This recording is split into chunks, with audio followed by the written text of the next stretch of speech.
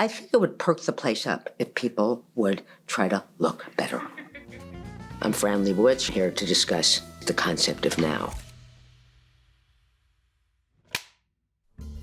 This is your main camera, A. Okay, let me assure you, I will not look in it. Now, it's a pretty limited subject. I know people think it's gigantic, that it's an art form, but it's not. I'm very interested in clothes, which is what fashion is supposed to be about. The same stuff comes back all the time because there's really a very small number of things you can do with shoes, okay? And that's why you keep saying the ones that look really new, you can't wear. I don't mean you, I mean anyone. They're unwearable. They're even meant to be unwearable. Even a model cannot even walk in them, okay? There used to be this idea that adults dress differently than children, all right? So that is very largely not true anymore, especially with men. I would prefer not to see, 50-year-old men in shorts. Okay, if you want to see a 50-year-old man in shorts, that should be your personal choice. That should not be in general. When you do see men that are well-dressed, you notice them too much, and that's because it's rare. I mean, it's not a tragedy, but I think it would perk the place up if people would try to look better. And let me decide, okay? I would decide. People are suffused with nostalgia, which is, I think, one of the most destructive things there is in the world. The odd thing is how many kids, by which I mean people in their 20s, have nostalgia for an era they didn't even live through, or nostalgia for 100 years ago, which is what the politicians in the United States have. Someone keeps saying, well, these people, meaning these politicians, want to bring us back to the 1950s, but that is not true. They want to bring 1850s, okay? Which is too far back to go. Now, I don't have any of these modern devices. I don't have a smartphone, a cell phone, a computer, a Wi-Fi connection in my apartment. If you told me I could text on a microwave oven, I would believe you.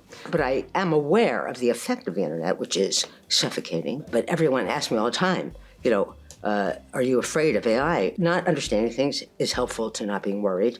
I have to point that out. I'm more worried about human intelligence than I am worried about artificial intelligence. I have found revenge in my own life to be totally satisfying. Any time I've been able to wreak vengeance on someone, I have found it to be delightful. So here's the thing about that. You cannot watch the news. It doesn't mean it's not happening. It's happening whether you watch it or not. When Donald Trump entered politics in 2016, I developed a habit I never had in my life, which is the second I would walk in my apartment, I'd turn on TV. And someone asked me once, why do you do that? I said, because I've been out of the apartment for 5 hours. We could be at war with Sweden. Who knows? So this stuff is junk. Also, in a way, people my age are almost the last generation of people with stuff at all. No one has stuff anymore. They don't have books, they don't have records, they don't have really many clothes, or they may have many clothes, but they all look alike to me. I'm not suggesting that many people can afford very expensive clothes. I know that they can. But many people can afford better clothes. Many people could buy one thing that might cost as much as 6 the other things, but it'll last longer, and it will look good. I stopped going to fashion shows years ago. Okay, so one thing about fashion shows used to be small. When things are big, they're worse. Okay, it's just as simple as that. Someone said to me, these people, they call people friends they've never met. Is that a friend? To me, that would not be a friend. Well, I'm not saying that they're not really connected. I'm saying it's not my idea of it. People get into sex scandals who never had sex. Okay, this to me is hilarious. I don't know if you remember Anthony Weiner. He was in a sex scandal that ruined his life, but he didn't have sex. So I thought, it's not worth being in a real sex scandal, but this is really not worth it. Ruined his life, but not RFK Jr.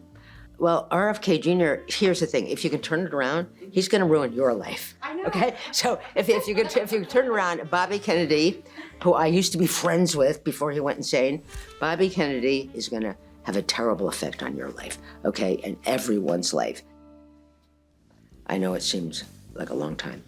Still, for Harper's Bazaar, thank you.